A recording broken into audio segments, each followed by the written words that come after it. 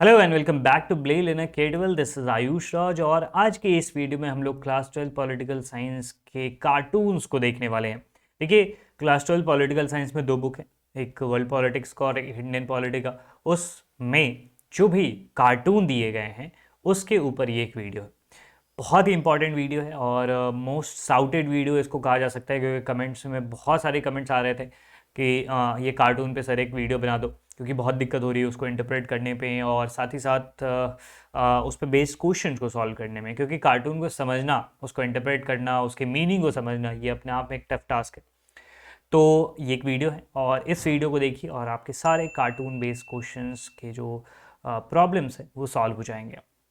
और बोर्ड से पहले आप अपने आप को ज़्यादा कॉन्फिडेंट फील करोगे, क्योंकि कार्टून में कई सारे लोगों को दिक्कत हो रही थी। तो केवल एक वीडियो है, बस इसको देखो एंड कंप्लीट हो जाएगा आपका कार्टून। के बाद आपको कुछ देखने की ज़रूरत नहीं। और हाँ, मैं आपको बता दूं कि पॉलिटिकल साइंस की जो प्लेलिस्ट है वो भी डिस्क्रिप्शन बॉक्स में दी गई है। प्लेलिस्ट में आपको देख सकते हो। साथ ही साथ मैप पे वीडियो दिया जा चुका है, इंपॉर्टेंट डेट्स एंड टाइमलाइन पे दिया जा चुका है, आप उसको भी देख सकते हो। और उसके अलावा बाकी कहीं से भी क्वेश्चन नहीं पूछा जाएगा। तो आगे बढ़ते हैं और बाकी सारी चीज़ों को हम लोग आगे डिस्कस करते हुए चलेंगे। सबसे पहले हम लोग स्टार्ट करते हैं बुक फर्स्ट। और उस बुक फर्स्ट में जो पहला चैप्टर एंड ऑफ बाइपोलैरिटी आ रहा है, क्योंकि कोल्ड वॉर रिलेटेड है, तो मैंने उसके कार्टून को ऐड नहीं किया है। तो स्टार्ट करते हैं the end of bipolarity chapter से। और आपके सामने ये कार्टून है जिसमें द न्यू यूएस पॉलिसी के बारे में जिक्र किया गया है।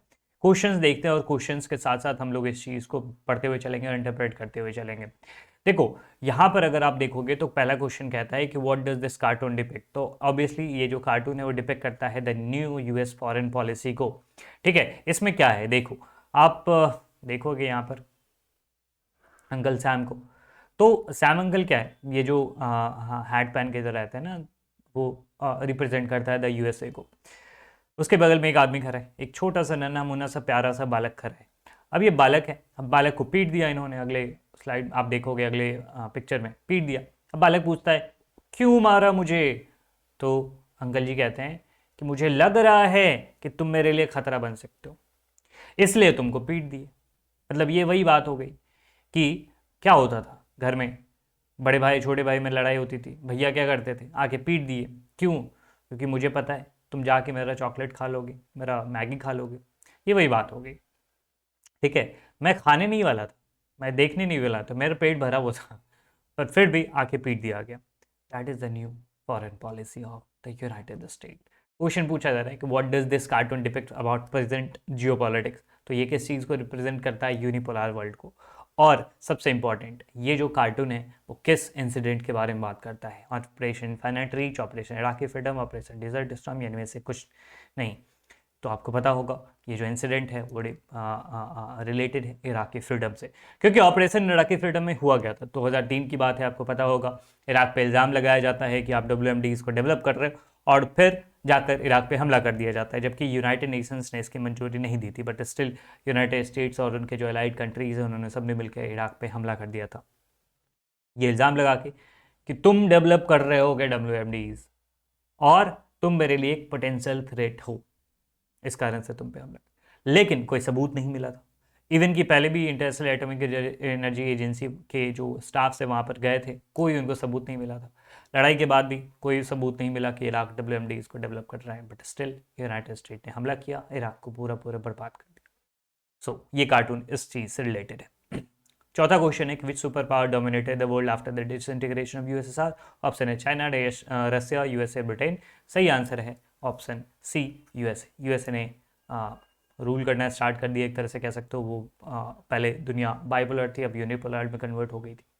Next cartoon, this mighty soldier is representing which country. ये जो एक विशाल काय सैनिक नजर आ रहा है आपको, ये किस कंट्री को रिप्रेजेंट कर रहा है? ये रिप्रेजेंट कर रहा है द USA को। आप देख भी सकते हो यहाँ पर जो इसके पीठ पर फ्लैग है वो किस कंट्री का है? वो है USA का।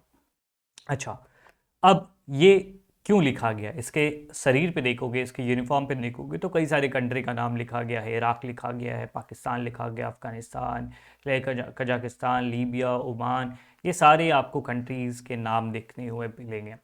तो क्यों लिखा गया है? ऑप्शन है this is representing the collision of this countries, मतलब इन सब कंट्रीज कोलिशन को रिप्रेजेंट करता है कि USA इनके साथ मिलकर हमला कर रहा है। या फिर ये USA के द्वारा कॉलोनाइजेशन की प्रक्रिया को रिप्रेजेंट कर रहा है, या फिर यूएसए ने इन सब कंट्रीज पे अटैक किया, या इनमें से कोई नहीं। इसका सही आंसर होगा ऑप्शन सी, कि कहीं ना कहीं एक तरह से कि अमेरिका ने इन सारी कंट्रीज़ को अपने मिलिट्री इन्फ्लुएंस के अंदर में लाया था, और ये कारण है कि जिसके कारण से सोल्जर के जो यूनिफॉर्म है उसमें इतने सारे कंट्रीज़ का नाम है, राइट। तीसरे प्रश्न पे आते हैं, what message does this cartoon give to the international community, मतलब क्या मैसेज दे रहा है। ये इंटरप्रिटेशन की बात है कि कार्टून क्या मैसेज दे रहा है, ये कार्टून क्या बताने की कोशिश कर रहा है। ये बताने की कोशिश कर रहा है कि यूएसए एक सुपर पावर है और ये अपने इंटरेस्ट को सिक्योर करने के लिए किसी भी हद तक जा सकता है, दुनिया के किसी भी कोने तक जा सकता है। इसकी अगर ज़रूरत महसूस हुई कि हम उस देश पे हमला करेंगे, कोई इसको रोकने वाला नहीं है। यूनाइटेड नेशंस भी इसको रोकने वाला नहीं है, दुनिया की कोई भी और कंट्री इसको रोकने वाला नहीं है। ये सीधा सीधा वहाँ पे वॉर करेगा, अटैक करेगा। नेक्स्ट, अब आपके सामने ये एक जहाज़ है, और जहाज़ देखकर ये लगता है कि कुछ आइसबर्ग से घिरा हुआ है, और ये किस चीज़ को रिप्रेजेंट करता है। तो सबसे पहला प्रश्न तो यही है कि the ship is representing which organisation. तो ये जग जाहिर है, आपको भी पता होगा कि आपने अगर आपने यूरोपियन यूनियन का फ्लैग देखा होगा तो कमोवेश ऐसा ही है। तो ये शिप किस चीज़ को रिप्रेजेंट करता है, किस ऑर्गेनाइजेशन को रिप्रेजेंट करता है, ये रिप्रेजेंट करता है द यूरोपियन यूनियन को।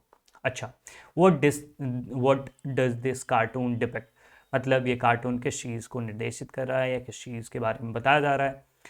यूरोपियन यूनियन के बड़े से इकॉनमी के बारे में, या फिर यूरोपियन यूनियन का जो एक फेल्ड अटेम्प्ट था कॉन्स्टिट्यूशन फ्रेम करने का उसके बारे में, या फिर यूरोपियन यूनियन के डूबते जहाज के बारे में, या फिर इनमें से कोई नहीं। दरअसल यहाँ पर अगर आप देखोगे इस कार्टून को तो यूरोपियन यूनियन को एक टाइटेनिक के तौर पर दिखाया गया, और अगर आपने टाइटेनिक मूवी या टाइटेनिक के बारे में स्टोरी सुनी होगी, पता होगा किस प्रकार से टाइटेनिक उस समय का तत्कालीन आप कह सकते हो सबसे बड़ा जहाज़ था। और फिर जब वो पहली बार सैर पर निकलता है तो वो आइसबर्ग से टकराता है और डूब जाता है। ठीक है, मूवी भी बनी थी, बहुत फेमस मूवी है। तो ये किस चीज़ को बताता है, ये टाइटैनिक रिप्रेजेंट कर रहा है यूरोपियन यूनियन को, और ये जो कार्टून है ये डिपिक्ट कर रहा है यूरोपियन यूनियन के फेल्ड अटेम्प्ट के बारे में। तो इसका सही आंसर होगा ऑप्शन बी, कि 2003 में यूरोपियन यूनियन ने ट्राई किया था कि हम एक कॉन्स्टिट्यूशन बना ले for the member countries, but वो फेल हो गया। तो ये failed attempt to frame the constitution by the European Union इस चीज़ को रिप्रेजेंट कर रहा है। अगले कार्टून पे आते हैं, और इस कार्टून को देखने के बाद आपसे प्रश्न पूछा जा रहा है कि in which year India adopted the look east policy, मतलब किस वर्ष इंडिया ने लुक ईस्ट पॉलिसी को अडॉप्ट किया था। 1989, 1990, 1991 और 1992।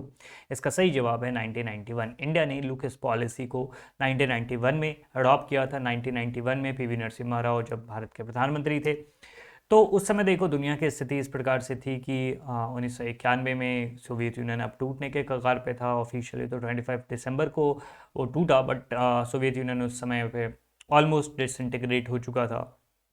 साथ ही साथ गल्फ वॉर का जो क्राइसिस था वो भी था दुनिया में। इस कारण से भारत को नए दोस्तों की ज़रूरत महसूस हुई थी, और भारत ने सोचा कि नहीं, हम लोग केवल वेस्ट की तरफ नहीं देखेंगे, वेस्ट की इकॉनमीज़ की तरफ नहीं देखेंगे, उनके ऊपर डिपेंडेंट नहीं रहेंगे, बल्कि हम लोगों को ईस्ट के कंट्रीज़ के ऊपर भी ध्यान देना चाहिए, और पर्टिकुलरली आसियान के कंट्रीज़ के ऊपर भी हमें ध्यान देना चाहिए।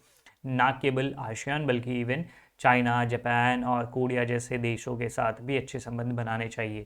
तो ये जो लुक ईस्ट पॉलिसी था ये किस वर्ष आया था, तो पीवी नरसिम्हा राव के कार्यकाल के दौरान आया था और 1991 के समय आया था। यहाँ पर नेक्स्ट क्वेश्चन है कि ये व्यक्ति जो हैं इस कार्टून में, ये कौन से व्यक्ति हैं, यानी जैल सिंह जो कि भारत के राष्ट्रपति थे, डॉक्टर मनमोहन सिंह, आई के गुजराल, या वीपी सिंह जो कि भारत के प्रधानमंत्री थे अलग अलग दौर में। तो इस तस्वीर में आप देख के ही कह सकते हो कि ये जो तस्वीर है वो है डॉक्टर मनमोहन सिंह की। अकेले अभी तक के सिख प्राइम मिनिस्टर जो इंडिया के रहे हैं डॉक्टर मनमोहन सिंह रहे, तो इस कार्टून में डॉक्टर मनमोहन सिंह को दिखाया गया है। अब आपसे प्रश्न पूछा जा रहा है कि India signed free trade treaty with which ASEAN member, Bharat ने किस आसियान मेंबर के साथ फ्री ट्रेड एग्रीमेंट को साइन किया हुआ है। सिंगापुर, वियतनाम, लाओ पीडियर एंड ब्रुनेई दारुसलाम। तो इसका सही जवाब होगा सिंगापुर। और मैं आपसे ये जानना चाहूँगा, कमेंट बॉक्स में आप ज़रूर लिख के बताना कि वो दूसरा कंट्री कौन सा है जिसके साथ इंडिया ने एफटीए को साइन कर रखा है आपके बुक के हिसाब से। ठीक है, तो ये चीज़ है।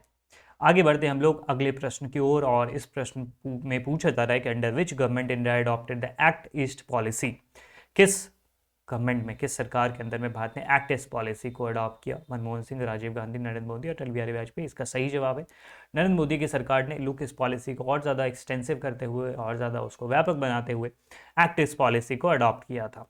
ठीक है, चलिए नेक्स्ट क्वेश्चन पे आते हैं और नेक्स्ट कार्टून देखते हैं। इस तस्वीर में आपको एक दीवार नज़र आती होगी, एक व्यक्ति नज़र आते होंगे यहाँ पर, और कुछ और भी चीज़ें नज़र आती हैं जिसको क्वेश्चन की तरफ से हम लोग समझने की कोशिश करेंगे कि which countries does the cartoon given cartoon refer to, किस कंट्री के बारे में बताया जा रहा है। तो ये जो तस्वीर है इसको देखने पर आपको पता चलेगा कि ये है चाइना। ठीक है, और चाइना कैसे हम लोगों ने पता किया था, ये दूसरा प्रश्न आपसे पूछा जा रहा है कि किस चीज़ को देखकर आपने समझ लिया कि ये चाइना है।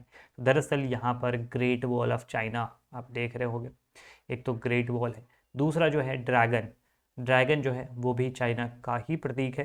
तो ड्रैगन देख के भी चीज़ें हो सकती है। हालांकि ये जो व्यक्ति हैं, एक टिएनमेन स्क्वायर इंसिडेंट हुआ था उसमें भी जो एक तस्वीर है काफ़ी ज़्यादा फेमस हुई थी, और उसमें एक व्यक्ति ऐसे हाथ से, जब चाइनीज़ मिलिट्री ने टैंक से लोगों के द्वारा किए गए प्रदर्शन को दबाने की कोशिश करी थी, तो एक व्यक्ति ने ऐसे हाथ दिखा के टैंक को रोकने का प्रयास किया था। हालांकि वो असफल प्रयास था, बट फिर भी वो तस्वीर काफ़ी ज़्यादा फेमस हुई थी। बट ये चीज़ है। और किस चीज़ से आपने इस चीज़ को समझा? तो option B, the great wall and dragon.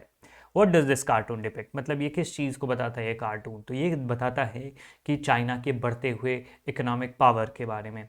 और आपने पढ़ा भी होगा कि ऐसा अनुमान लगाया जा रहा है कि 2040 तक अमेरिका को पीछे छोड़ते हुए दुनिया की सबसे बड़ी जो अर्थव्यवस्था है वो चाइना बन जाएगी। तो आप देख पा रहे होंगे कि पूरा ग्लोब है, पूरी धरती है, और उस पर चाइना किस तरह से बढ़ता हुआ जा रहा है और अपनी दीवारों से पूरा घेरता हुआ जा रहा है। तो ये ग्रोथ ऑफ चाइनीज़ इकोनॉमी को डिपेक्ट करता है। आई होप आप चीज़ों को समझ पा रहे होंगे, और मैं बहुत आसान तरीके से, बहुत प्यार से आपको समझाने की कोशिश कर रहा हूँ। ऐसे चीखना चिल्लाना नहीं है, बहुत ध्यान से आप पढ़िए और काफ़ी सूदिंग चीज़ों को, सूदिंग तरीके से चीज़ों को समझते जाइए। और अगर आपको अच्छा लगे तो ज़रूर कमेंट करके मुझे बताइएगा। अच्छा लगता है जान करके अगर आपको इन सब चीज़ों से हेल्प मिलती है तो। ठीक है, मैं रोज़ पढ़ता हूँ कमेंट्स आपके, और अच्छा लगता है मुझे सही में, सीरियसली, और मोटिवेट भी करता है आपके लिए बहुत अच्छे अच्छे कंटेंट्स बनाने के लिए। बहुत ज़्यादा मेहनत लगती है इन चीज़ों को फ्रेम करने में, वीडियो शूट करने में, वीडियो एडिट करने में, वीडियो पब्लिश करने में। All for you. Next cartoon पे आते हैं, और यहाँ पर आप देख पा रहे होगे, यहाँ पर दो व्यक्ति के बारे में बताया जा रहा है। और यहाँ पर जो ऊपर वाले व्यक्ति हैं वो है माओ जेडोंग, और नीचे वाले जो व्यक्ति हैं वो है हु जिनताओ। तो प्रश्न पहला ये है कि which country does this cartoon refer to, किस कंट्री के बारे में ये कार्टून है? ऑब्वियसली ये कार्टून है चाइना के बारे में। माओ जेडोंग, हु जिनताओ कहाँ के हैं? चाइना के हैं। इसका सही आंसर होगा option C. When the people's republic of China was establish, मतलब पीआरसी कब एस्टैब्लिश किया गया था? तो 1949 में, जब कम्युनिस्ट रिवॉल्यूशन हुआ था वहाँ पर। उसके बाद फिर चाइना में कम्युनिस्ट गवर्नमेंट फॉर्म हुई थी और उसका नाम पीआरसी रखा गया था। नेक्स्ट क्वेश्चन है कि what does this cartoon depict, ये कार्टून किस चीज़ को डिपिक्ट करता है? दरअसल अगर आप इस कार्टून को देखोगे तो यहाँ पर ये दिखाया जा रहा है कि माओ के समय में जो चाइना की आइडियोलॉजी थी ना, वो कम्युनिस्ट आइडियोलॉजी थी, और उसी के हिसाब से वो इकॉनमी को गवर्न किया करते थे। सोशलिज्म वहाँ पर फॉलो किया जाता है। लेकिन यहाँ पर जब बात हो रही है हु जिनताओ की, तो ये करीब 2001-2 के आसपास ये चाइना के प्रेसिडेंट थे। और इस समय यहाँ पर दिखाया जा रहा है कि who जिनताओ capitalist red power type, मतलब देखो लाल जो रंग है ना, सुर्ख लाल जो रंग होता है वो कम्युनिस्ट से रिलेटेड होता है। अगर आपने कम्युनिस्ट पार्टी ऑफ इंडिया या CPIM का, मार्क्सिस्ट का भी झंडा देखा होगा, या इवन चाइना का झंडा देखा होगा, ठीक है, सोवियत यूनियन का झंडा देखा होगा, वो सब लाल रंग के होते हैं। कम्युनिस्ट का जो रंग है ना वो लाल रंग का है। ठीक है, वो लाल सलाम भी करते हैं। JNU के दिनों की बात याद आ गई कि JNU में ऐसे कम्युनिस्ट का काफ़ी ज़्यादा है वहाँ पर इन्फ्लुएंस, तो वहाँ पर वो लाल सलाम किया करते थे। ठीक है, तो ये चीज़ है। तो जो हु जिनताओ हैं वो लाल रंग ही पहने हुए, लेकिन अब वो टाई पहने हुए हैं। ठीक है, और उनकी टाई कैसी है? कैपिटलिस्ट टाई है। लेकिन जो माओ हैं, माओ के पास क्या है? छोटी सी डायरी है, रेड बुक है, वो भी रेड बुक है, वो कम्युनिस्ट आइडियोलॉजी फॉर्म कर रहे हैं, मतलब फॉलो कर रहे हैं। और हु जिनताओ क्या कर रहे हैं? वो कर रहे हैं कैपिटलिस्ट आइडियोलॉजी। तो ये दरअसल किस चीज़ के बारे में बताया जा रहा है कि माओ ने शुरू करा था कम्युनिज्म से और उस आइडियोलॉजी से, लेकिन हु जिनताओ के समय इकोनॉमिक मॉडल चाइना का चेंज हो चुका है। अच्छा, आपसे एक प्रश्न ये भी कि किस समय चाइना ने अपने जो इकोनॉमिक रिलेशन है वो शिफ्ट करा था सोवियत यूनियन से यूएसए की तरफ, आपको बताना है कमेंट बॉक्स में। ये सब प्रश्न मैं इसलिए पूछ रहा हूँ ताकि आप इन सब चीज़ों से रूबरू हो, और अगर आपके पास वो जानकारी है तो कमेंट बॉक्स में ज़रूर लिखो। इससे होगा क्या, रिवीजन भी हो जाएगा और आप ये भी देख पाओगे कि आपको वो प्रश्न आता है कि नहीं आता है। अगर नहीं आता है तो आप उसको किताब से देखो, लेकिन कमेंट बॉक्स में लिखने की जो भी प्रश्न मैं पूछता हूँ उसकी आदत डालो। ठीक है, तो आपको बताना ये है कि चाइना ने किस समय सोवियत यूनियन से नाता तोड़कर, रिश्ता नाता तोड़कर, ब्रेकअप करके यूएसए के साथ पैचअप कर लिया था। नेक्स्ट क्वेश्चन अगेन चाइना के बारे में है, और what does this bicycle depict in this cartoon. ये जो बाइसिकल है, ये जो बाइसिकल आपको दिख रहा है, वो किस चीज़ को डिपिक्ट कर रहा है। बाइसिकल प्रोडक्शन इन चाइना की, चाइना में बहुत सारा बाइसिकल प्रोडक्शन होता है, या फिर चाइना की इकॉनमी के बारे में, या चाइना में फॉरेन इन्वेस्टमेंट के बारे में। तो दरअसल ये बैलेंस को दर्शा रहा है कि चाइना में किस प्रकार से यहाँ पर अगर आप देखोगे ना, तो ये जो निशान है ये कम्युनिस्ट निशान है। ठीक है, और यहाँ पर जो ये निशान है डॉलर का निशान, ये किस चीज़ को डिपिक्ट करता है, ये कैपिटलिज्म को डिपिक्ट करता है।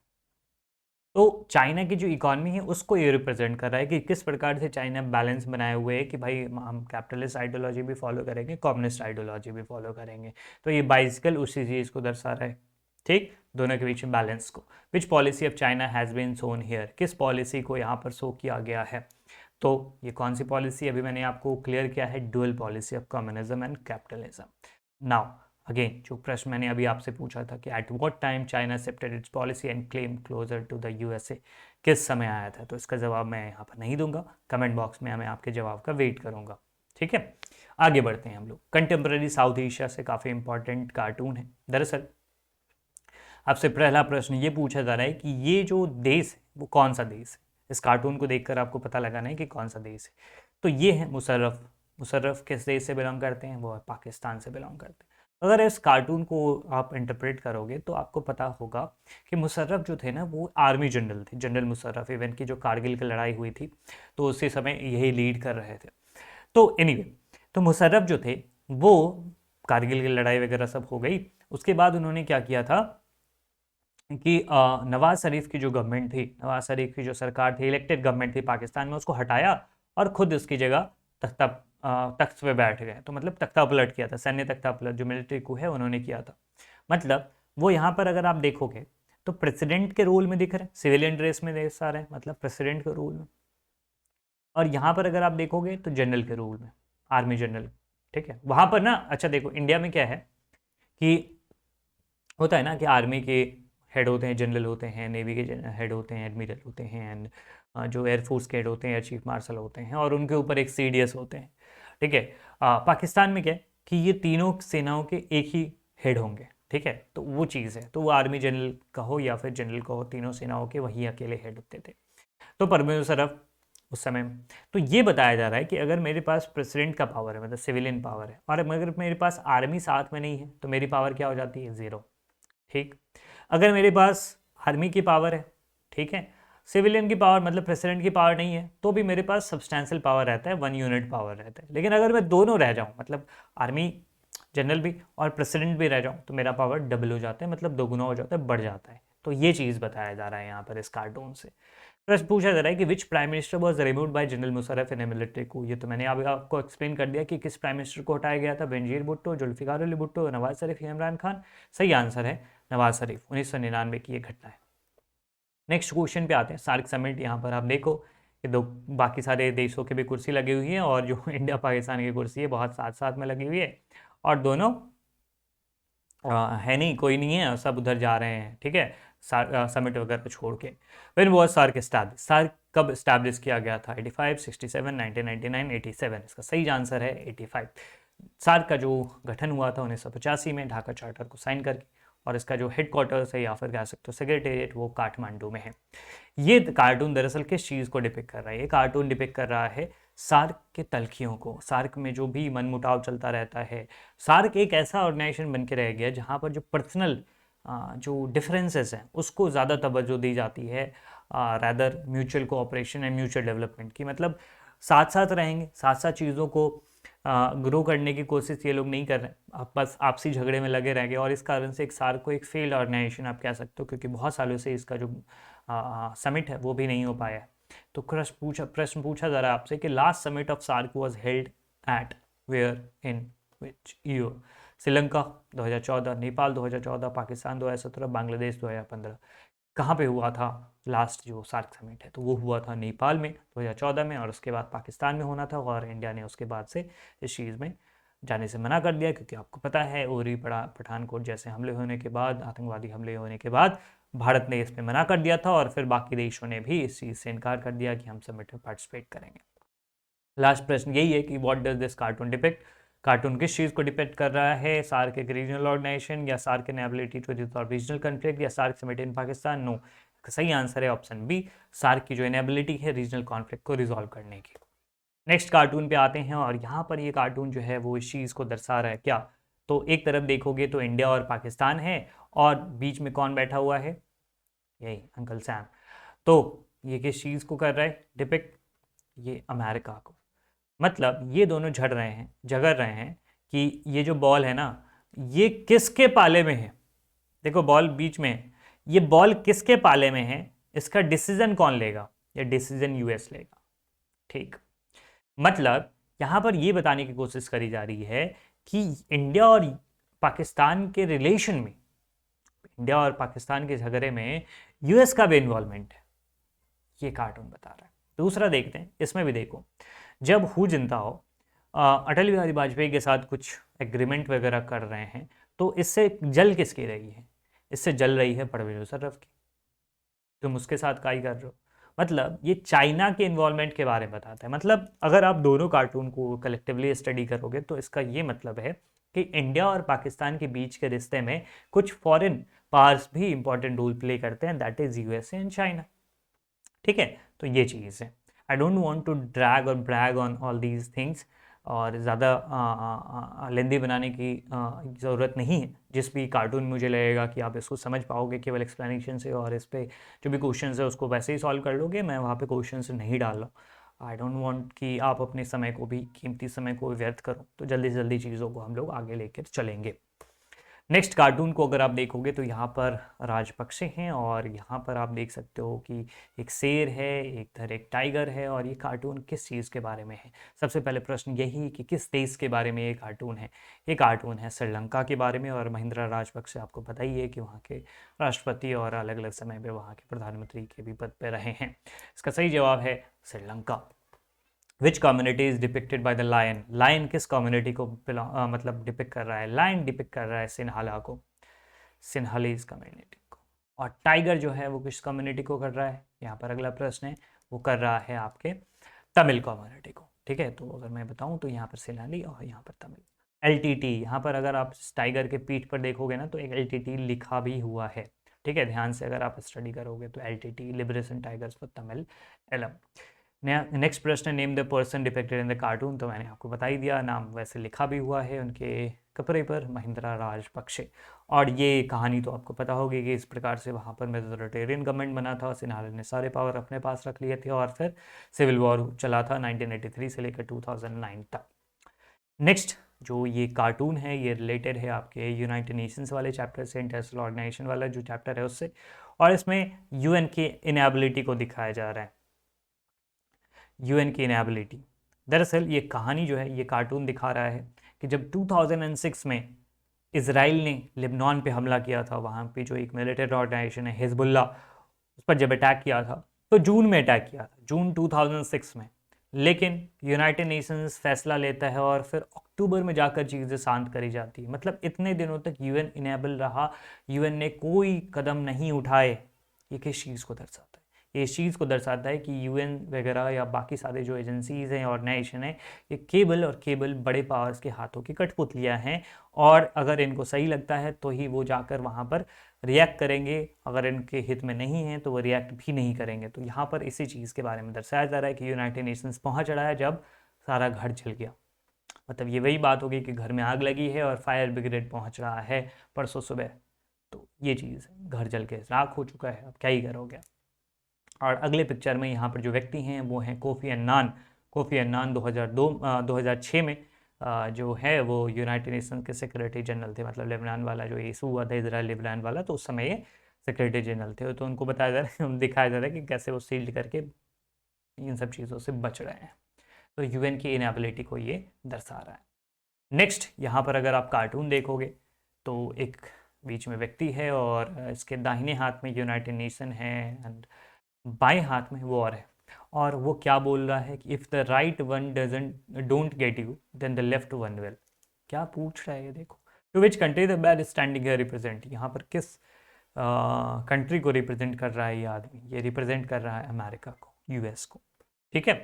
What the person is carrying in is right hand. Right hand में क्या पर्सन कैरी कर रहा है? Symbol of United Nations organisation. यहाँ पर लिखा भी हुआ है यूनाइटेड नेशंस को रिप्रेजेंट कर रहा है। लेफ्ट हैंड में क्या कर रहा है?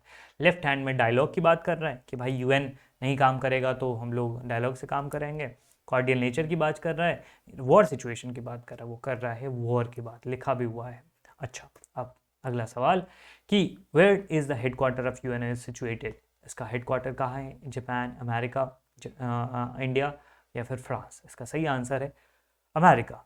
न्यूयॉर्क में यूनाइटेड नेशंस का हेडक्वार्टर्स है। अच्छा, अगर आप इस कार्टून को इंटरप्रेट करोगे ना तो इसका क्या मतलब आता है? इसका मतलब यही निकलता है कि अगर शांति से बात नहीं सुलझती, अगर यूनाइटेड नेशन से बात नहीं सुलझती है तो हम लोग वॉर की तरफ जाएंगे, मतलब वॉर की तरफ दुनिया तब्दील हो जाएगी। तो ये इस चीज़ को डिपिक्ट करता है।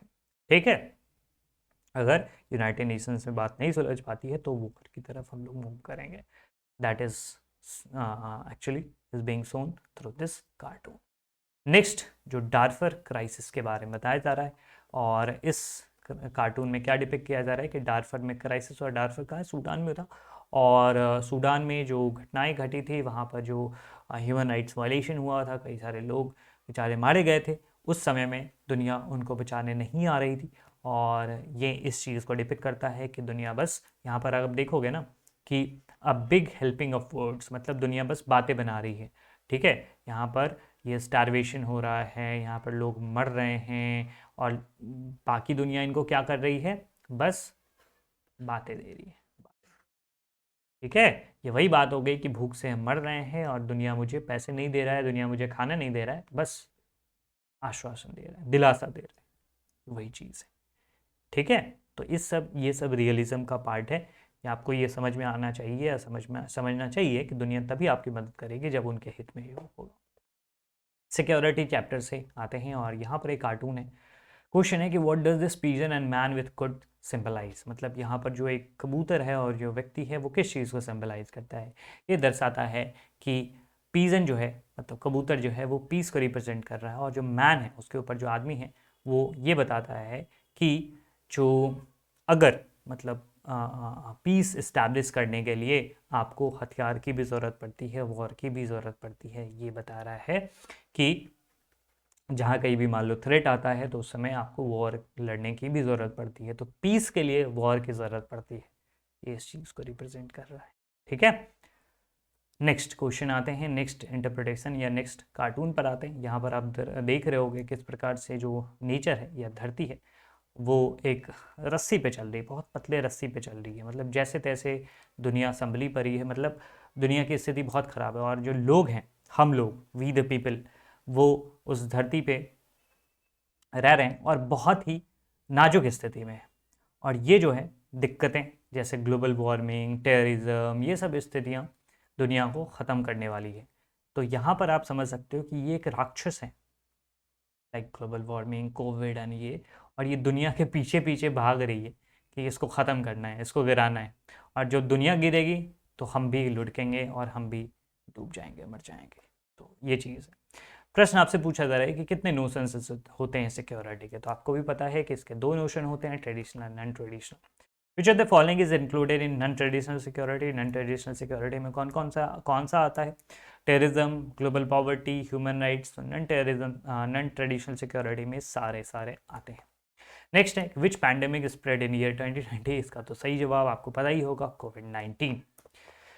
नेक्स्ट, ये कार्टून देखो, बहुत अच्छा कार्टून है। इसमें क्या बताया जा रहा है, यहाँ पर देखोगे तो कई सारे बिलियंस डॉलर लिखे हुए हैं कि इराक वॉर पे 300 बिलियन, वियतनाम के अफेयर्स के लिए 67 बिलियन, अफगान वॉर के लिए आपके 100 बिलियन डॉलर्स हैं, होमलैंड सिक्योरिटी के लिए 40 बिलियन। ये सारी चीज़ें लिखी गई, और इसके ऊपर ये अमेरिका के लोग खड़े हैं। और लोग जो हैं यहाँ पर वो बोल रहे हैं कि can we have a few million dollars for a department of peace, वो भी मिलियन में मांग रहा है। सोच लो कितना अच्छा कार्टून बनाया गया है कि लड़ाइयों पर कितने खर्चे हो रहे हैं, बिलियंस ऑफ द डॉलर, और लोग कितना मांग रहे हैं, भाई कुछ मिलियन ना पीस के लिए भी तो रखो, पीस के लिए भी तो खर्च करो। तो आदमी क्या बोल रहा है यहाँ पर, आर्मी जनरल क्या बोल रहे हैं, अमेरिका क्या बोल रहा है कि नहीं नहीं हमारे पास उतने पैसे नहीं है। समझ में आ रहा है, जब लोग ये कह रहे हैं कि कुछ पैसे दे दीजिए पीस इस्टेब्लिश करने के लिए, तो यूएस बोल रहा है नहीं नहीं हमारे पास पैसे वैसे नहीं है, और जबकि billions of the billions dollar खर्च किए जा रहे हैं लड़ाई पे। तो ये कार्टून किस चीज़ को रिप्रेजेंट करता है कि कंट्रीज लड़ाई के लिए तो खर्च करने के लिए तैयार होते हैं, जब शांति की बात आती है तो उस चीज़ के लिए खर्च करने के लिए तैयार नहीं होते। एक नेक्स्ट प्रश्न पे आते हैं, और नेक्स्ट कार्टून है इन्वायरमेंट एंड नेचुरल रिसोर्सेज से। जिसमें क्वेश्चन है मतलब कि ये किस चीज़ को रिप्रेजेंट करता है। तो अगर आप देखोगे तो दरअसल ये बताया जा रहा है कि किस प्रकार से ये जो है ना, ये जो हाथ की तरह आपको दिख रहा है, उंगलियां दिख रही है, दरअसल चिमनीज है, ठीक है। और ये दरअसल ये दिखा रहा है कि किस प्रकार से इंडस्ट्रियल पॉल्यूशन फैल रहा है, और जिसके कारण से ग्लोबल वार्मिंग फैलती जा रही है। तो प्रश्न पूछा जा रहा है कि फिंगर्स को किस क्यों चिमनी की तरह दिखाया गया, और वर्ल्ड क्यों बताया जा रहा है कि लाइटर की तरह है, क्योंकि दुनिया जल रही है ना। अब ये अगर आप देखोगे लाइटर को, अगर आप गौर से देखोगे ना, तो यहाँ पे वर्ल्ड मैप है, तो दरअसल ये लाइटर क्या है, वर्ल्ड है। तो इंडस्ट्रियल पॉल्यूशन के कारण दुनिया जल रही है, ये लाइटर किस चीज़ को बता रहा है कि दुनिया जल रही है, ठीक है। नेचुरल रिसोर्सेज आपके ख़त्म ख़त्म होते चले जा रहे हैं। इस पिक्चर से क्या मैसेज कन्वे होता है, इस पिक्चर से यही मैसेज कन्वे होता है कि दुनिया बर्बाद हो रही है, नेचुरल रिसोर्सेज, फ्लोरा फौना ये सब खत्म हो रहे हैं, जिसके कारण इकोसिस्टम को प्रभावित या इकोसिस्टम प्रभावित हो रहा है। Next, how new colonialism work. New colonialism मतलब देखो, now that we have destroyed your country you can pay us to rebuild अस। और ये दूसरा वाला बोलता है we accept natural resources like oil as payment. दरअसल क्या बताया जा रहा है, ये कहानी क्या है, इराक की कहानी। भाई तुमको, तुम्हारे देश को मैंने बर्बाद कर दिया है, अब तुम हमको पैसा दो ताकि हम फिर से बना सकें। ये वही बात हो गई, मतलब सामने वाले का, पड़ोसी का आपने घर तोड़ दिया है, अब फिर उसी से पैसा मांग रहे हो कि घर बनाने के लिए पैसे दो, तुम्हारा घर हम बना देंगे, पैसे दो हमको। ये वही चीज़ है। और पैसे नहीं है तो ठीक है, तुम्हारे पास तेल है, चलो तेल दे दो। ये है अमेरिका की पॉलिसी। किस प्रकार से इंडस्ट्रियलाइज कंट्री जो होते हैं वो छोटी छोटी कंट्रीज़ को, वीकर कंट्रीज़ को बर्बाद करते हैं और उनके नेचुरल रिसोर्सेज का एक्सप्लॉयटेशन करते हैं। तो दरअसल ये कार्टून इसी चीज़ को बचाया जा रहा है। Which countries are being so near, यहाँ पर आपको इराक जैसे कंट्री के बारे में दिखाया जा रहा है कि इराक यहाँ पर बड़ा हुआ देश है, और द यूएसए उसको बर्बाद करके उससे वापस तेल एंड नेचुरल रिसोर्सेज छीन रहा है। क्या बता रहा है ये पिक्चर, ये पिक्चर दरअसल न्यू कॉलोनिज्म के बारे में बताया जा रहा है कि ये नए तरीके का गुलामी बनाने की तकनीक है, और रिसोर्सेज को कैप्चर करने की तकनीक है। नेक्स्ट, यहाँ पर एक बोतल है, और अगर आप एक जार देखोगे तो ये दरअसल जार किस चीज़ का है, दुनिया। और दुनिया को रिप्रेजेंट कर रहा है, ये वर्ल्ड को रिप्रेजेंट कर रहा है, ग्लोब को रिप्रेजेंट कर रहा है। और उसमें जो है वो क्या है, H2O मतलब वाटर है। तो why quantity of water is shown less in the cartoon, क्यों कम दिखाया जा रहा है, क्योंकि आपको पता है कि दुनिया में क्या है, वाटर कम है। तो ये इसी चीज़ को बताया जा रहा है कि दुनिया में वाटर की स्कैरसिटी है। वाटर एक पॉलिटिकल इशू है, क्यों, क्योंकि water belongs to one country, no. Water example of common resources, yes. Water can not be shared, नहीं ऐसा नहीं है। वाटर रिन्यूएबल रिसोर्सेज, देखो इसका सही आंसर होगा वाटर एक पॉलिटिकल इशू इसलिए है क्योंकि कॉमन रिसोर्सेज सबको इसकी ज़रूरत पड़ती है, ठीक। Name any combination of countries which were involve in water crisis conflict. तो इसका जो सही आंसर होगा वो होगा इसराइल, जॉर्डन, सीरिया। बहुत लंबे समय से उनके बीच में वाटर शेयरिंग का एक स्ट्रगल चल रहा है, ठीक। अब ग्लोबलाइजेशन चैप्टर से आते हैं। यहाँ पर देखो मम्मी क्या बोल रही है बच्चे से, मुन्ना बेटे से, कि चुन्नू बेटे, नहीं मुन्ना बेटे, तुम खाना खा लो, जल्दी से खाना खाओ, नहीं तो इंडिया और चाइना के देश भूखे मर रहे हैं, उनको देखो, ठीक है। इसलिए जल्दी से खाना खाओ, तुमको खाना मिल रहा है, ठीक, नहीं तो देखो चाइना और इंडिया के लोग भूखे मरते, तुमको तो खाना मिल रहा है। पहले की मम्मियाँ ये कहा करती थी कि जल्दी से खाना खा लो बेटा। आज की मम्मियाँ ये कह रही हैं कि जल्दी से अपना होमवर्क बनाओ, क्योंकि अगर नहीं बनाओगे तो चाइना और इंडिया के लोग आएंगे और तुम्हारा जॉब ले लेंगे, ठीक है, क्योंकि वो लोग जॉब के लिए मर रहे हैं, ठीक, तुम्हारे जॉब को छीनने के लिए मर रहे हैं। मतलब ये चीज़ को बताया जा रहा है कि कैसे इंडिया और चाइना और बाकी जो मुल्क हैं वहाँ के लोग अमेरिका जाते हैं और वहाँ पे जॉब्स गैदर कर लेते, और वहाँ के जो अमेरिकन होते बेचारे उनको जॉब नहीं मिलते। समझ में आ रहा है? कारण भी है क्योंकि इंडियन और जो बाकी एशियन कंट्रीज़ के लोग होते हैं वो कम बेसिस पे काम कर लेते हैं वहाँ पर, और ये सारी चीज़ें होती हैं, और इवन इंटेलेक्ट भी होते हैं, टेक्नोलॉजिकली ज़्यादा एडवांस होते हैं। तो इस कारण से वहाँ पे जॉब वगैरह वो ले रहे हैं और वहाँ पे अमेरिकन को जॉब नहीं मिल पा रहे। तो दरअसल ये इस चीज़ को बता रहा है, कार्टून किस चीज़ को डिपिक्ट कर रहा है, इकोनॉमिक कंसिक्वेंसेस ऑफ ग्लोबलाइजेशन को डिपिक्ट कर रहा है। किस इफेक्ट को बता रहा है, ये इकोनॉमिक इफेक्ट को बता रहा है। ठीक है, नेक्स्ट कार्टून अगर आप देखोगे तो यहाँ पर मिक्की माउस, मिक्की वर्ल्ड जो है डिज्नी का, जो आपने पढ़ा होगा, ये सारी चीज़ें वो आ रहा है। फिर आप देख रहे हो कोक के कैन फेंके जा रहे हैं, ऊपर से देखो हमला हो रहा है, हमले में क्या फेंके जा रहे हैं, बॉम्ब की जगह पे कोक के कैन फेंके जा रहे हैं, ट्रांजिस्टर्स फेंके जा रहे हैं, ठीक है, टीवी फेंके जा रहे हैं, मिक्की माउस आपके घरों तक पहुंच रहा है, डोनाल्ड तक पहुंच रहा है। ये किस चीज़ को बताता है, ये एक नए तरीके कॉलोनाइजेशन की बात हो रही है। मैकडोनल्ड से कौन आ रहा है, मैकडोनल्ड्स आ रहे हैं। ये दरअसल कल्चरल होमोजेनाइजेशन की बात है, इकोनॉमिक इम्पैक्ट की बात है कि किस प्रकार से हमारा कल्चर सिकुड़ता हुआ जा रहा है और हम लोग विदेशी कल्चर को अडॉप्ट करते हुए चले जा रहे हैं। तो ये कार्टून दरअसल इकोनॉमिक कॉन्सिक्वेंसेस को बताता है। चैलेंजेस ऑफ नेशन बिल्डिंग, अब हम लोग शुरू करते हैं चैप्टर 2 से, सॉरी चैप्टर 2 नहीं, बुक 2 से, और chapter first challenges of nation building, और इसमें क्या क्या इंपॉर्टेंट कार्टून है इसको देख लेते हैं। यहाँ पर अगर आप इस कार्टून को देखोगे तो यहाँ पर महाराज जी हैं, और ये महाराज जी किसको डिपिक्ट कर रहे हैं, ये प्रिंसली स्टेट्स को डिपिक्ट कर रहे हैं। ठीक है, और यहाँ पर वो जो नीचे में आदमी है वो क्या है, वो जनता है। ठीक है, पीपल है, पब्लिक है, और आदमी तो मर रहा है, आदमी के ऊपर बैठे हुए हैं। ठीक है, उस स्टेट के जो लोग हैं वो दबे कुचले मरे हुए हैं। और यहाँ पर कौन है, ये पटेल साहब है। और पटेल साहब क्या करें, नहीं नहीं महाराज जी आपको उठने की जरूरत नहीं, आप बस 3 चीज़ें हमें दे दीजिए। वो कौन सी 3 चीज़ें हैं, external affairs, defence and communication. 3 चीज़ें हमें दे दीजिए, बाकी आप बैठे रहिए, आप लोगों पे शासन करिए। ठीक है, ये चीज़ ऑटोनॉमी देने की बात है। तो यहाँ पर इसका इंटरप्रिटेशन यही निकल के आता है कि जब इंडिया के साथ इंस्ट्रूमेंट ऑफ एक्सेशन बहुत सारे प्रिंसली स्टेट साइन कर रहे थे, तो उस समय इंडिया ने मेजरली 3 चीज़ों को मांगा था प्रिंसली स्टेट से, और कहा था कि आप इवन की अपनी ऑटोनॉमी को काफ़ी हद तक बरकरार भी रख सकते हैं। तो ये चीज़ें हैं। क्वेश्चन पूछा जा रहा है कि identify the name and leaders hold in the cartoon, आपको नाम बताना है। तो उसका आंसर है सरदार वल्लभ भाई पटेल साहब।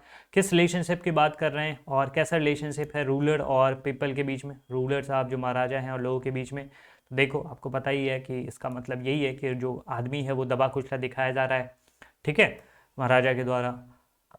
इन your opinion how successful was the approach adopted by the leader on the right to solve the issue of princely state, मतलब दाहिने तरफ जो लीडर हैं वो कितने हद तक सफल रहे, बहुत हद तक सफल रहे। आपको पता ही होगा कि इंडिया में कितने सारे प्रेसिडेंट थे, तो ऑलमोस्ट सबको उन्होंने अपने साथ जोड़ लिया था। कुछ जगह पे दिक्कतें आई थी, जैसे हैदराबाद या फिर जूनागढ़, कश्मीर जैसे जगहों पे, बाकी जगहों को उन्होंने आसानी से सॉल्व कर लिया था। आसानी तो नहीं कह सकते बट हाँ, या कि उन्होंने सॉल्व कर लिया, तो अपने आप में बहुत बड़ी बात थी।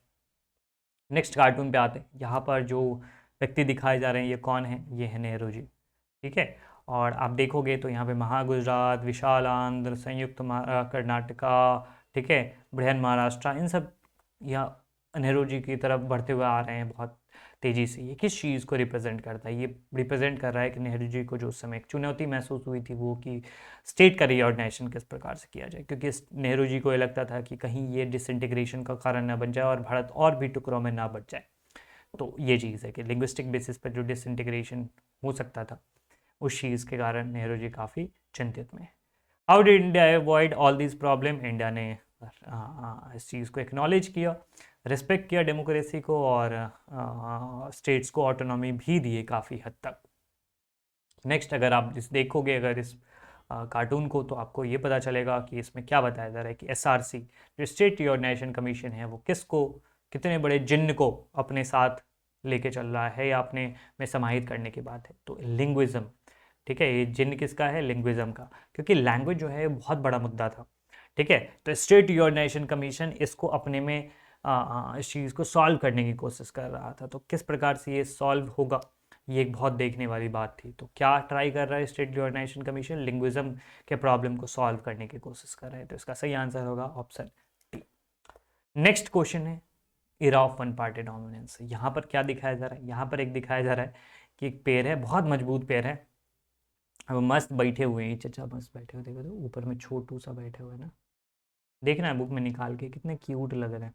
तो ये ऊपर में चचा बैठे हुए हैं और इवन बहुत सारे लीडर्स हैं, काफ़ी सारे लीडर्स अगर आप देखोगे, नेहरू जी हैं, इवन कि ये मौलाना अबुल कलाम आज़ाद हैं, ऐसे बहुत सारे लीडर्स बैठे हुए हैं।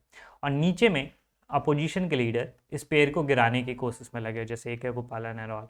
तो ये किस चीज़ को बताया जा रहा है? ये इस चीज़ को बताया जा रहा है कि कांग्रेस की जो सरकार थी वो काफ़ी ज़्यादा स्ट्रांग थी, ये जो पेड़ है वो काफ़ी ज़्यादा मजबूत है। ये देख रहे हो कि इन लोगों के चेहरे पर कोई सिकन भी नहीं है, कोई परेशानी भी नहीं है, इन लोग को कोई चिंता भी नहीं है, क्योंकि इनका पैर मजबूत है, ज़रे मजबूत है। तो दरअसल ये कार्टून इस चीज़ को डिपिक्ट कर रहा है कि अपोजिशन भले ही ट्राई कर रहा था, पहले दो जनरल इलेक्शन की अगर मैं बात करूं, कि अपोजिशन भले ही ट्राई कर रहा था कि सरकार को गिराया जा सके, सरकार को कमज़ोर किया जा सकते, बट नहीं, सरकार उस समय काफ़ी ज़्यादा मजबूत थी। तो ये स्ट्रगल को बता रहा है कांग्रेस सरकार और अपोजिशन लीडर्स के बीच में। नेक्स्ट जो कार्टून है, देखो अगर आप कार्टून देखोगे तो नेहरू जी बीच में है, कितने क्यूट लगते हैं नेहरू, चचा नेहरू।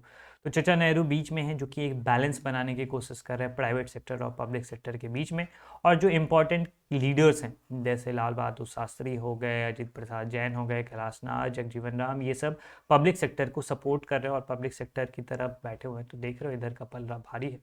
और नेहरू जी इन दोनों को बैलेंस करने की कोशिश करें, क्योंकि कुछ जो लोग हैं वो प्राइवेट सेक्टर की भी मुखालफत करा करते थे कि वो भी होना चाहिए। तो ये कार्टून किस चीज़ को कन्वे कर रहा है? ये कार्टून दरअसल ये बताने की कोशिश कर रहा है कि किस प्रकार से नेहरू जी बैलेंस बनाने की कोशिश कर रहे थे। कौन बैलेंस बना रहे थे? नेहरू जी। किस सेक्टर को कैसे उन्होंने बैलेंस मेंटेन किया? तो उन्होंने क्या किया, ना ही पब्लिक सेक्टर को दिया ना प्राइवेट सेक्टर, दोनों को मिक्स कर दिया, मतलब मिक्स्ड मॉडल ऑफ इकॉनमी को नेहरू जी ने अडॉप्ट किया। ठीक, नेक्स्ट कार्टून है, दरअसल इसमें नेहरू जी थर्ड प्लान की तरफ आगे बढ़ रहे हैं और नेहरू जी ये कह रहे हैं कि देखो जल्दी ही गरीबी, भूखमरी ये सब दूर होगी, तब तक थोड़ा सा ये अचीवमेंट का टोकरी लो, थोड़े से ये चीज़ को आप लो, ठीक है, तब तक एक लिटिल स्नैक लो, तब तक थोड़ा बहुत कुछ लो। मतलब नेहरू जी ये दिलासा दे रहे हैं भारत की जनता को कि जल्दी ही गरीबी और भुखमरी से हम लोग दूर होंगे, तब तक थोड़ा कुछ आप लोग लीजिए, ठीक है। तो ये अचीवमेंट की बात है। तो थर्ड 5 ईयर प्लान, तो अगेन की कार्टून क्या डिपेक्ट कर रहा है इसमें, ये डिपिक्ट कर रहा है कि पहले जो दो प्लान थे उसका अचीवमेंट बहुत कम था, और नेहरू जी ये बताने की कोशिश कर रहे हैं कि सभी का जो स्टैंडर्ड ऑफ लिविंग है जल्द से जल्द इम्प्रूव होगा। उसके बाद यहाँ पर देखोगे अगर इस चैप्टर में, तो इंडियाज एक्सटर्नल रिलेशन में, तो यहाँ पर नेहरू जी घेरे में है। चाइना कितने हद तक इंडिया की टेरिटरी में घुस चुका था, फॉल्स से एलिगेशन या एक्यूजेशंस लगा चुका था, प्रोवोकेशन करता था, जो कॉन्फ्लिक्ट हुए थे। तो आपसे प्रश्न पूछा जा रहा है कि in which year China annex Tibet, Tibet को किस वर्ष पे एनेक्स किया गया था इंडिया, जब इंडिया और चाइना के बीच में वो एक तरह से एक बफर जोन था, बट स्टिल चाइना ने कब एनेक्स कर लिया था? तो चाइना 1949 में बना था और अगले साल 1950 में तिब्बत को एनेक्स कर लिया था। सीनो इंडिया वॉर जो 1962 का था वो किन दो फ्रंट पे लड़ा गया था? अक्साई चीन और अरुणाचल प्रदेश, आसाम, सिक्किम, कश्मीर। इसका सही आंसर होगा अरुणाचल प्रदेश। जो NEFA था, नॉर्थ ईस्ट फ्रंटियर एजेंसी नेफा, और वो अरुणाचल प्रदेश था। तो वहाँ और जो साइचीन का इलाका है लद्दाख में, उन दोनों इलाके में मेनली लड़ाई हुई थी, ठीक है।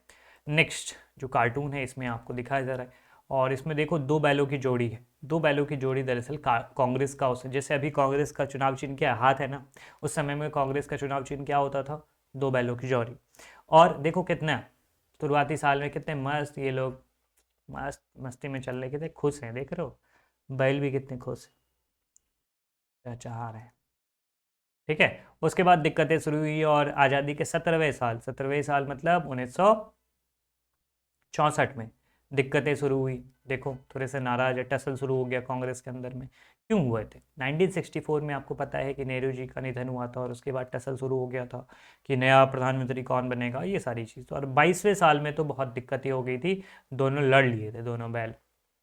और ये 22वां साल कौन था? 1969 का, जिस साल कांग्रेस तो टुकड़ों में बट गई थी। पता होगा 1969 में प्रेसिडेंशियल इलेक्शन हुए थे और उसके बाद कांग्रेस तो टुकड़ों में बट गई थी।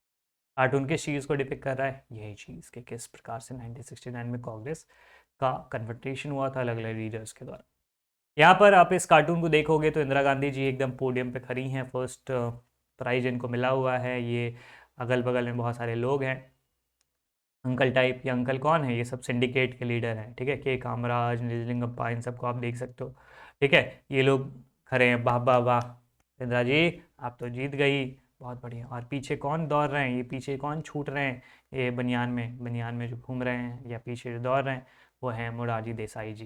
तो ये दरअसल किस चीज़ की बात है कि शास्त्री जी के डेथ के बाद किस प्रकार से इंदिरा गांधी को चुना गया था कि भारत का प्रधानमंत्री बनेंगी। तो और उस रेस में मोरारजी देसाई भी थे, लेकिन बेचारे वो हार गए। हाँ, जीत गई थी इंदिरा गांधी, क्योंकि उनको सपोर्ट मिला था सिंडिकेट का। Who was the main rival कौन थे? तो मोरारजी देसाई थे। Who are the members of the syndicate in Congress? Congress में सिंडिकेट के मेंबर किन को कहा जाता था? वो सिंडिकेट मतलब पावरफुल पॉलिटिशियन जो कांग्रेस के अंदर में थे, जिनका बहुत ज़्यादा प्रभुत्व रहा था 1960s और 70s में, जिनको किंग मेकर कहा जाता सकता था, तो वो थे syndicate. Which of the following event led to the rise of syndicate in Congress? Congress में सिंडिकेट का राइज कौन से इवेंट को जन्म देता है? मतलब जवाहरलाल नेहरू का डेथ। तो जवाहरलाल नेहरू के डेथ के बाद, जवाहरलाल नेहरू जब तक थे तब तक किसी की नहीं चलेगी, जवाहरलाल नेहरू के जब निधन हो जाता है उसके बाद सिंडिकेट जो है उनका राइज शुरू हो जाता है। और उसके बाद वो ये डिसाइड करने के लिए बहुत ज़्यादा पावरफुल हो जाते हैं कि कौन अगला नेता बनेगा। नेक्स्ट प्रश्न, साइकिल चला रहे तो गोलमाल वाला साइकिल, तो गोलमाल नहीं, साइकिल जो है तो उसमें क्या है, साइकिल चलाते हुए आपको दिख रहे होंगे भारतीय क्रांति दल, और पीछे बहुत सारे हैं, NSSP है, BKS है, सब बहुत सारे अलग अलग नेता हैं। और ये दरअसल किसके बारे में बताया जा रहा है? ये दरअसल चरण सिंह के बारे में बताया जा रहा है कि चरण सिंह किस प्रकार से नन कम्युनिस्ट पार्टीज को साथ में लेकर आगे बढ़ने की कोशिश में लगे पड़े हैं। तो प्रश्न पूछा जा रहा है कि हु वाज चरण सिंह? चरण सिंह कौन थे? दरअसल 1974 की जो बात है उसमें ये पूछा जा रहा है कि चरण सिंह कौन थे।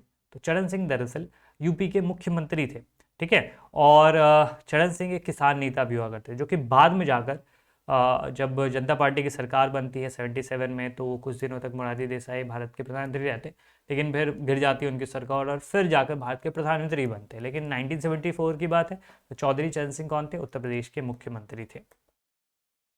What was चरण Singh main objective in trying build United front of non communist party 1974? मतलब चरण सिंह का मेन ऑब्जेक्टिव क्या था कि वो नॉन कम्युनिस्ट पार्टी को साथ में लेकर चलना चाहते थे, एक अपना फ्रंट बनाना चाहते थे।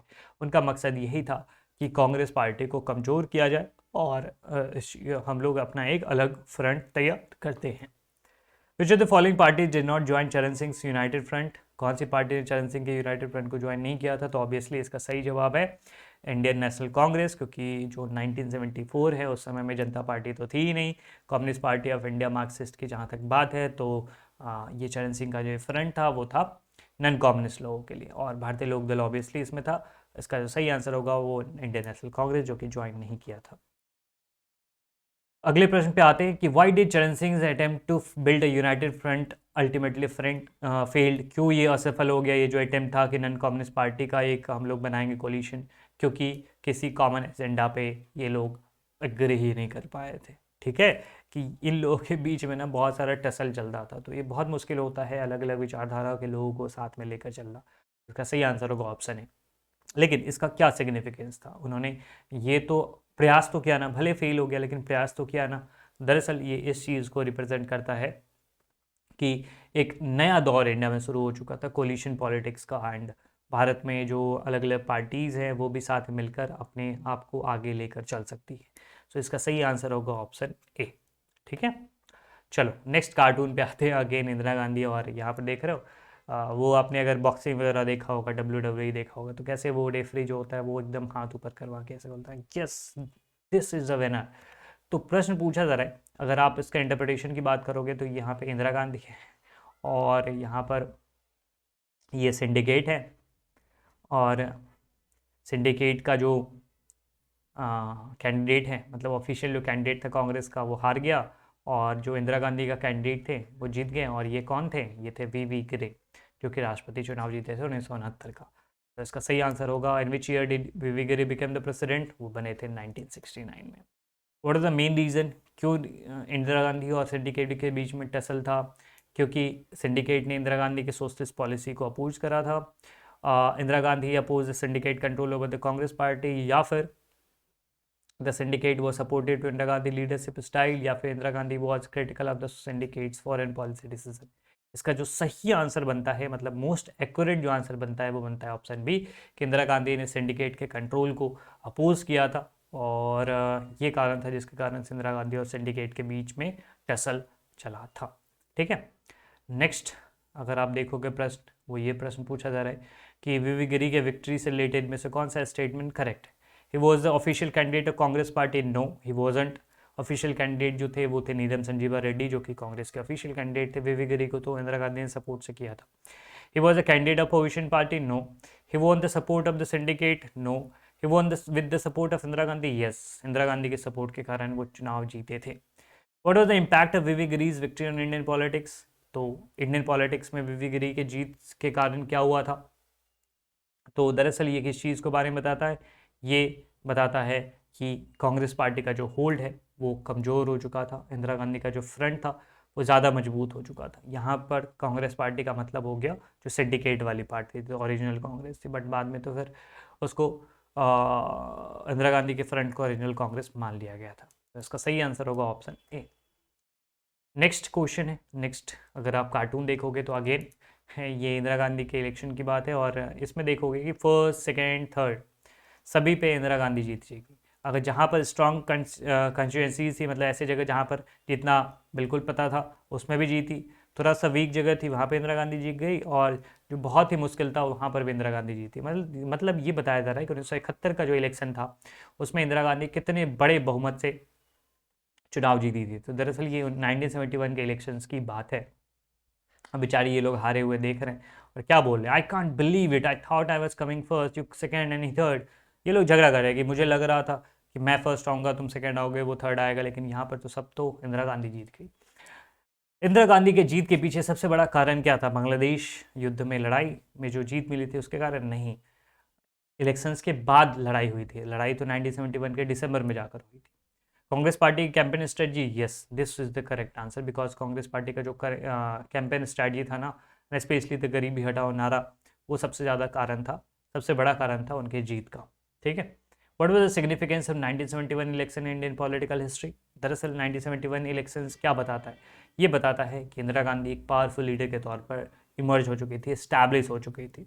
उनको सिंडिकेट या किसी और दूसरे व्यक्ति की ज़रूरत नहीं थी, दूसरे ग्रुप की ज़रूरत नहीं थी अपने पावर को क्लेम करने के लिए। तो आंसर होगा option B. Which of the following events took place immediately after the 97 elections. अचानक या 97 इलेक्शन के तुरंत बाद ही कौन सा इनमें से इवेंट हुआ था, वो हुआ था इंदिरा गांधी ने मतलब ऑर्डर करा था कि इंडियन आर्मी अब लड़ाई में जाएगी बांग्लादेश को आज़ाद करवाने के लिए। ठीक है, तो इसका सही आंसर होगा ऑप्शन ए। बाकी सारे सही आंसर नहीं होंगे क्योंकि नेशनल इमरजेंसी 1975 में लगा था, अपोजिशन पार्टी ने कोलिशन फॉर्म किया था। इलेक्शन के बाद क्यों करेंगे, पहले किया था उन्होंने। Congress party faces split due to internal differences, वो तो 1969 में ही हो गया था। तो option A is the correct answer. यहाँ पर अगर आप देखोगे तो यहाँ पर जयप्रकाश नारायण को दिखाया जा रहा है, और जयप्रकाश नारायण सेव डेमोक्रेसी करके तख्ती लेके बैठे हुए हैं, और ये लोग जो हैं जो कांग्रेस के लीडर हैं वो कह रहे हैं देखो वो लोग ना, वो जो वहाँ बूढ़ा व्यक्ति बैठा हुआ है वो डेमोक्रेसी को खतरे में डाल रहा है। जबकि भाई डेमोक्रेसी आपके खतरे में थी करप्शन के कारण, लॉलेसनेस के कारण, वायलेंस के कारण, और ये व्यक्ति जो बैठे हुए हैं ये तो दरअसल देश को बचाने की बात कर रहे हैं। लेकिन ये लोग कांग्रेस उसी पर इल्ज़ाम लगा के, जयप्रकाश नारायण पे इल्ज़ाम लगा के उन्हीं को जेल में बंद कर देते हैं। तो ये दिक्कत है। प्रश्न आपसे पूछा जा रहा है कि डिमांड क्या क्या थे जयप्रकाश नारायण के, कि restoration of civil liberty, democratic right, या इंदिरा गांधी का रिमूवल, या पार्लियामेंट का डिसोल्यूशन एंड फ्रेश इलेक्शन, या इनमें सभी इंदिरा गांधी को हटाने की डिमांड थी, इनकी डेमोक्रेटिक राइट्स को देने की बात थी, और पार्लियामेंट ऑफ फ्रेश इलेक्शंस करवाने की बात थी। ये जयप्रकाश नारायण के डिमांड्स थे। अब हम लोग आगे बढ़ते हैं अगले कार्टून की तरफ, और इस कार्टून में आप देखोगे तो कांग्रेस चारों खानों चित है, और इसका कारण ये है कि कांग्रेस इमरजेंसी लगाया हुआ था, और जो सेंसरशिप है, Misa maintenance of internal security act, या 42nd अमेंडमेंट, तो इन सब के कारण इमरजेंसी के समय तो खूब पावरफुल था कांग्रेस, लेकिन सब धाराशायी हो गया। और जीते कौन, जीते हैं जनता पार्टी। ठीक है, और यहाँ पर बहुत खुश कौन लग रहे हैं, आगे आगे ये छड़ी लेके कौन है, मुरारी देसाई, बगल में जगजीवन राम। ठीक है, इधर है आपको अटल बिहारी वाजपेयी, ये हैं चौधरी चरण सिंह। तो ये सब दिखाया जा रहा है इस तस्वीर में। तो कारण भी आपको पता ही है कि 1977 के इलेक्शंस में कांग्रेस पार्टी क्यों हार गई थी, क्योंकि कांग्रेस ने इमरजेंसी इम्पोज किया, तो इमरजेंसी के बाद ये चुनाव हो रहे थे। कौन सी पार्टी जीतती है 1977 का इलेक्शन? तो वो जीतती है जनता पार्टी। ठीक है, और कौन बनते हैं इसके प्रधानमंत्री? तो बनते हैं मोरारजी देसाई, भारत के पहले गैर कांग्रेसी प्रधानमंत्री। सिग्निफिकेंस क्या है? तो सिग्निफिकेंस दरअसल ये बताता है कि इसने कांग्रेस की मोनोपोली को ख़त्म कर दिया। सेंटर में तो कांग्रेस की ही मोनोपोली थी, सबसे मतलब वही जीता करती थी, तो पहली बार गैर कांग्रेसी सरकार देश में बन रही थी। यहाँ पर अगर आप देखोगे तो ये छाता पकड़े हुए हैं जनता पार्टी की सरकार, और प्रयत्न किया जा रहा है कि by all means let's get under one umbrella but let me do it first. मतलब सब अपने अपने एक छतरी के नीचे आते हैं, सब अपने एक छतरी के नीचे आते हैं। ठीक है, और इसके लिए लड़ाई चल रही है, लेकिन ये बहुत मुश्किल था। जनता पार्टी सरकार इसलिए ज़्यादा दिन तक चल नहीं पाई थी क्योंकि सबकी अपनी अपनी आइडियोलॉजी थी, सबके अपने अपने डिफरेंसेस थे। तो इसका कारण क्या था कि fall of Janata party government, ये फॉल हुआ था इंटरनल पावर स्ट्रगल के बारे में, डिफरेंसेस के बारे में। ठीक है, मेन डिफरेंसेस क्या थे कोलिशन पार्टनर्स के बीच में? वो थे ideological difference, regional linguistic difference, personal differences. तो सभी इसके मेन डिफरेंसेस जिसके कारण लड़ाई चल रही थी और जिसके कारण जनता पार्टी सरकार ज़्यादा देर तक चल नहीं पाई। कुछ समय फिर चरण सिंह को सपोर्ट करते हैं कांग्रेस पार्टी और वो फिर सरकार बना लेते हैं, उसके बाद वो भी चल नहीं पाती और 1980 में दोबारा इलेक्शन होता है। वो the prime minister of India after Morarji Desai. तो मोरारजी देसाई के बाद भारत के प्रधानमंत्री कौन बनते हैं? तो चौधरी चरण सिंह बनते कुछ दिनों के लिए, कुछ महीनों के लिए। What was the significance of Janata party government in Indian politics? Indian politics में जनता पार्टी गवर्नमेंट का क्या सिग्निफिकेंस है कि पहली बार था कि भारत में गैर कांग्रेसी सरकार बन रही थी। नेक्स्ट, झाड़ू लगा के इंदिरा गांधी जी चल पड़ी, सबको कचरे के डिब्बे में बंद कर दिया। स्वीपिंग द पोल्स, ये दरअसल किस इलेक्शन के बारे में बात है? 1980 के इलेक्शन की बात है। ठीक, प्राइम मिनिस्टर ऑफ इंडिया कौन बना 1980 के इलेक्शन के बाद? वो बनी थी इंदिरा गांधी जी। इसका सही आंसर होगा इंदिरा गांधी। 77 में हारी थी और 80 में जब इलेक्शन हुआ वापस इंदिरा गांधी जीत गई। ठीक है, तो ये किस चीज़ को बताता है? ये किस चीज़ को बताता है कि इंदिरा गांधी का दोबारा रिटर्न, मतलब ये सिंघम रिटर्न्स की बात था, एक था टाइगर रिटर्न्स की बात थी। ठीक है, इंदिरा गांधी वापस से जीत गई। यहाँ पर अगर आप देखोगे तो यहाँ पर एक सरकारी बाबू बैठे हुए हैं, सरकारी ऑफिस आपको लग रहा ही होगा, और यहाँ पर एक आम आदमी गया हुआ है और उससे कुछ प्रश्न पूछ रहा है। ठीक है, लेकिन ये क्या बोल रहा है? I am sorry, the only thing we can share with you is a copy of right to information act. मैं आपको केवल इस एक्ट की कॉपी प्रदान कर सकता हूँ, मैं आपको कोई जानकारी नहीं दे सकता हूँ। प्रश्न पूछा जा रहा है कि when was the right to information act enacted in India? Bharat में कब आरटीआई को इनेक्ट किया गया था? तो वो इनेक्ट किया गया था 2005 में। आरटीआई एक्ट 2005 में इनेक्ट हुआ था। मेन ऑब्जेक्टिव क्या था? मेन ऑब्जेक्टिव ट्रांसपेरेंसी लाना था, अकाउंटेबिलिटी को लाना था, सिटीजन्स को राइट टू एक्सेस इन्फॉर्मेशन देना था और गुड गवर्नेंस को प्रमोट करना था और करप्शन को रोकना था। तो इसका सही जानकारी होगा या सही आंसर होगा all of the above. Initial movement for RTI was started by whom? मजदूर किसान शक्ति संगठन, भारतीय किसान यूनियन, दलित पैंथर्स या हितकारी संगठन? इसका सही आंसर होगा मजदूर किसान शक्ति संगठन, और ये राजस्थान की बात थी। वहां से ये चलता चलता स्ट्रगल फाइनली आरटीआई का फॉर्म लेता है। रीजनल एस्पिरेशन की बात है और रीजनल एस्पिरेशन चैप्टर में यहाँ पर इंदिरा गांधी किसको ताजपोशी कर रही है? ये अंकल कौन है? ये अंकल अगर आप देखोगे तो कौन है? ये है शेख अब्दुल्ला। ठीक है, इस कार्टून में किनकी ताजपोशी हो रही है? शेख अब्दुल्ला की ताजपोशी हो रही है।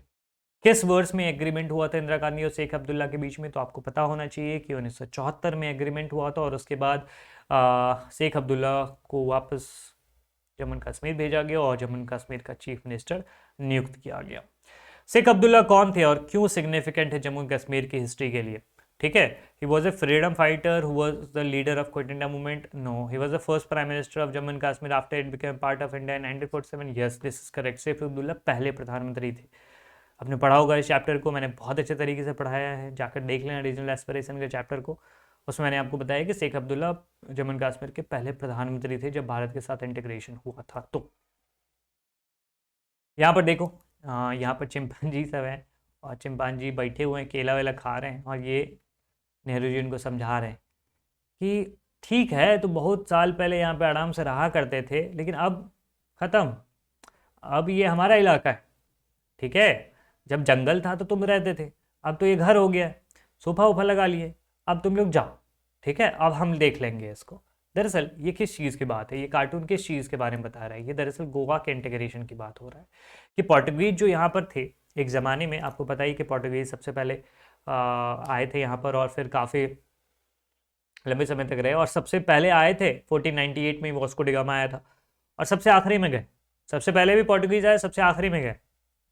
तो ये गोवा में बहुत दिनों तक, आपको पता होना चाहिए, गोवा में बहुत दिनों तक इंडिया का शासन नहीं चलता था आज़ादी के बाद भी।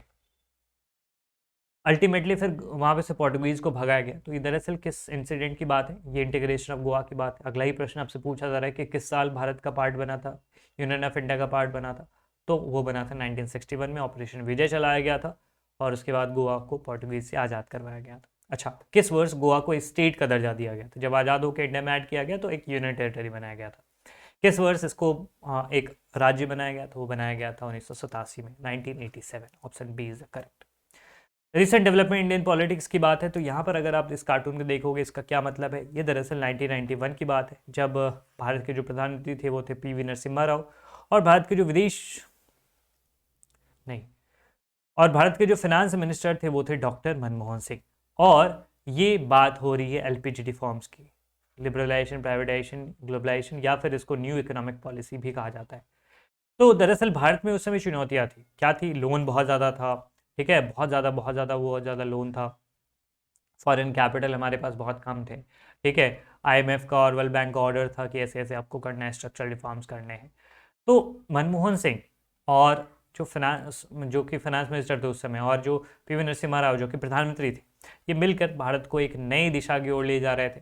और मनमोहन सिंह यहाँ देखो क्या कह रहे हैं कि ठीक है, मानते हैं कि ये रिस्की है, ये डिफ़िकल्ट है, लेकिन एक बार जब हम लोग आगे पहुँच जाएंगे तो हमारे लिए बहुत ही बढ़िया होगा। और सही भी बात है, एक समय में भारत एक ऐसी स्थिति पहुँच चुका था कि भारत की अर्थव्यवस्था पूरी तरह से बर्बाद होने वाली थी। और आज देखो, आज 20-30 सालों के बाद भारत दुनिया की 5वीं 6ठी सबसे बड़ी अर्थव्यवस्था में गिना जाता है।